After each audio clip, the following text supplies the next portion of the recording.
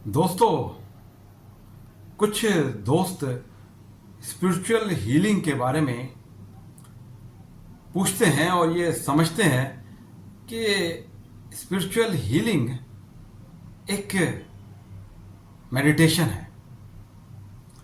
दोस्तों, spiritual healing रूहानी इस्तिश्ना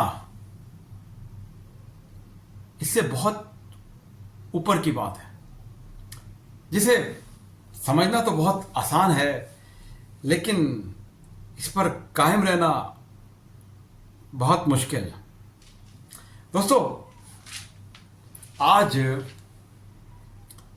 की जो जुनैद नरेशन है वो है अनलॉक स्पिरिचुअल हीलिंग, यानी कि एक बहुत अहम सच्चाई और एक बहुत अहम खुशखबरी जिस पे हम बात करेंगे।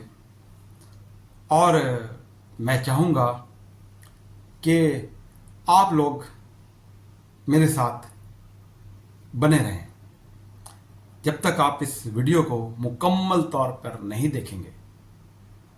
आप स्पिरिचुअल हीलिंग को अनलॉक नहीं कर सकते। तो दोस्तों, शुरू करते हैं आज की जुनैद नरेशन और सबसे पहले हीलिंग को समझते हैं। दोस्तों, ह्यूमन हीलिंग दो तरह की होती है। पहली बॉडी हीलिंग और दूसरी स्पिरिचुअल हीलिंग।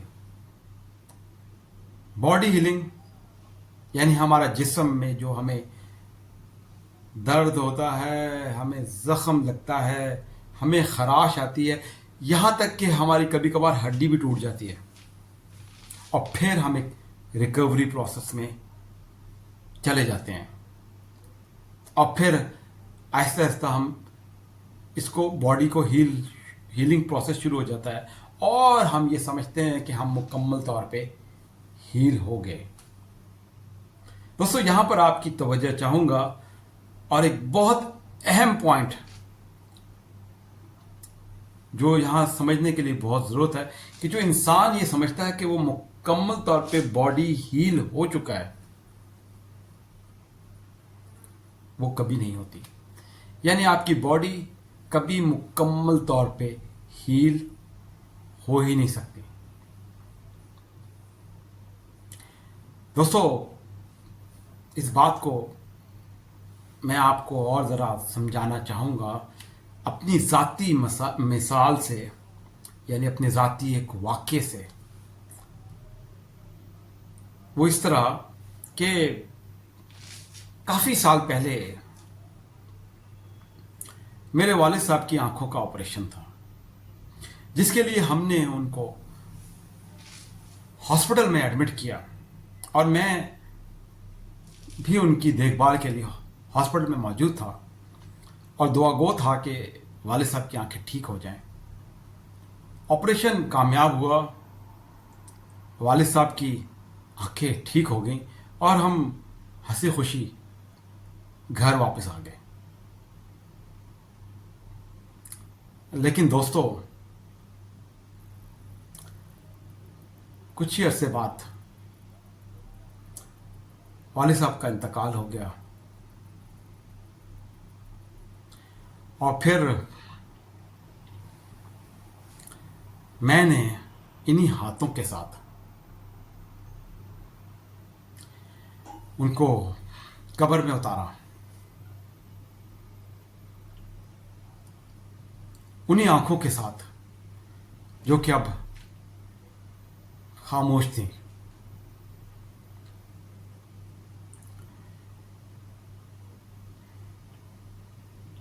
तो दोस्तों, कहने का मकसद ये है कि हम ये जो समझते हैं ना कि हमारी बॉडी मुकम्मल तौर पे हील हो गई,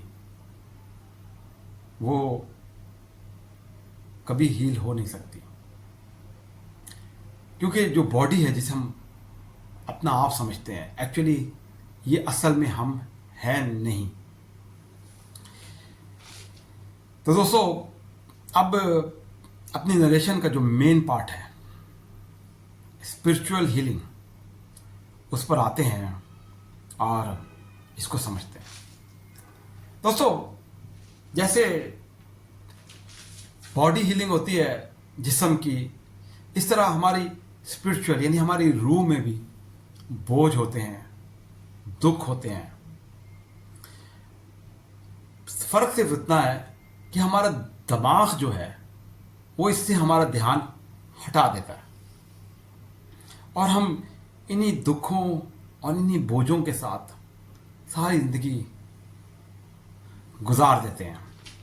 और ये एक बहुत बड़ा अलमिया है।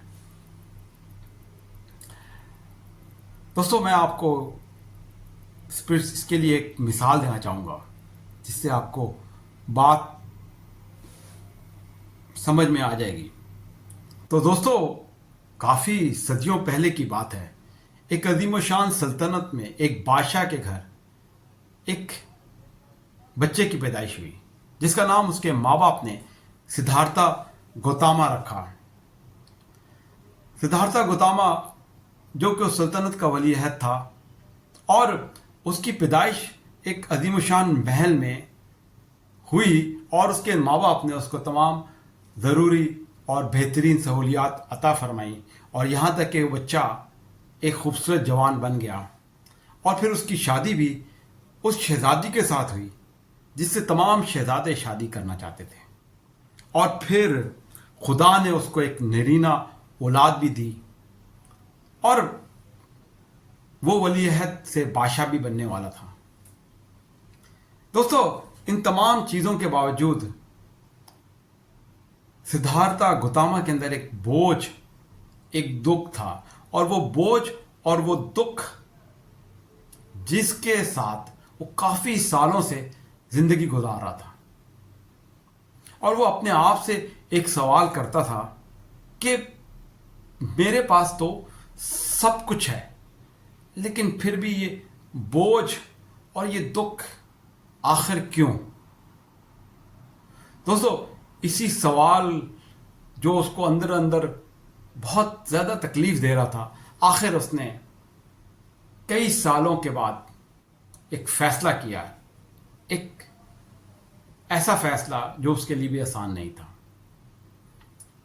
उसने इस बोझ और तकलीफ और सफरिंग और पेन से आज़ादी हासिल करनी चाहिए और उसके लिए उसने वो महल, अपने घर वाले, अपनी बीवी, अपने बच्चे को छोड़कर एक आम इंसान की तरह वो महल से निकला और फिर एक नए तजर्बे, नई तकालीफ और कई मरहल से वो गुजरा। गली गली, मोहल्ले मोहल्ले, शहर शहर वो फिरा, जोगी का रूप भी धारा और तपस्या की एक अनलिमिटेड और अनगिनत लहज पर एक अनगिनत चीज़ों के साथ वो जिंदगी में बढ़ता रहा इस बोझ और तकलीफ के और इस दुख के इलाज के लिए। और कई साल गुजर गए लेकिन ये बोझ और ये दुख खत्म नहीं हो रहा था। और फिर एक दिन गावा के मकाम पर पीपल के दरख्त के नीचे गौतमा ने अपनी आंखें बंद कर ली और फिर उसने एक इरादा और एक तहिया किया कि मैं अपनी आंखें उस वक्त तक नहीं खोलूंगा जब तक कि मुझे निर्वाण नहीं मिल जाता। दोस्तों, ये तपस्या और इसकी गहराई इतनी ज़्यादा थी कि जो देने वाला है फिर वो भी देता है। और फिर उसने गौतमा को निर्वाण दिया। सिद्धार्था गौतमा ने अपनी आंखें खोल ली। लेकिन अब वो गोतामा से गौतम बुद्ध बन चुका था। बुद्ध एक जागृति इंसान, एक अवेकन पर्सन, इनलाइटन पर्सन, और फिर दुनिया उसको गौतम बुद्धा के नाम से जानती है। और फिर उसने अपनी तालीमात लोगों तक पहुंचाई और इंसानियत को 4 अजीम सच्चाई, 4 नोबल ट्रुथ दिए। और दोस्तों, यहां पर मेरे और आपके लिए खुशखबरी है कि उसकी जो तीसरी अजीम सच्चाई है, निरोधा, उसके अंदर दुख से निजात और इलाज मुमकिन है। उसकी कंप्लीट हीलिंग पॉसिबल है और मुमकिन है, लेकिन उसके लिए इंसान को अपनी बेजा ख्वाहिशात, जहनी लगाव पर काबू पाना होगा और दिमागी गुलामी से भी आज़ादी हासिल करनी होगी। उसके बाद ही वो मुकम्मल सुकून और निर्वाण, एनलाइटमेंट तक पहुंच सकता है। दोस्तों, इसके साथ ही आज जुनैद नरेशन की नरेशन ख़त्म होती है और मैंने और आपने मिलकर स्पिरिचुअल हीलिंग को अनलॉक करने की कोशिश की है। अब आपको वीडियो कैसी लगी ज़रूर कमेंट्स बॉक्स में बताइएगा और फिर इंशाल्लाह इसी नेक्स्ट नरेशन के साथ हाजिर होऊंगा। Thank you very much.